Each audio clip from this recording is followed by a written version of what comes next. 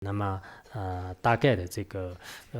怎么说啊？就是这个佛藏品里面的内容呢，我就做简单的这个介绍一下。这次我们呢，就是不光说吧，就只是让你们对密法有信心的人呢，就字面上呢，就是了解一下，看那个七具七道文字到底有什么样的这个功德。然后我们这个讲完了以后呢，很多人都可能不管是走路也好，吃饭也好，就天天的是念那个七道文，就是会这样的。我是这个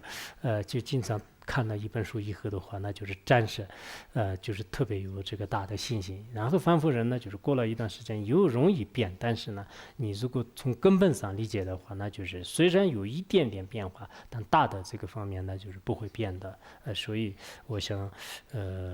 对很多人来讲呢，就是末法时代的时候，七道莲花生大师的确是这个很重要。这一点呢，希望你们也是好好的思维。就是我们也并不是因为我们是学藏传佛教的，所以一定要把这个藏传佛教如何弘扬，就这都是没有，就是只要对众生有利的话，那就是这个佛教也好，不是佛教，就如果是外道的话呢，我们觉得是对众生最有益利的呢，就要去公平的去弘扬它，就是去这个发扬它。就这就是最唯一的这个目标。所以呢，我们对这个每个众生今生来世，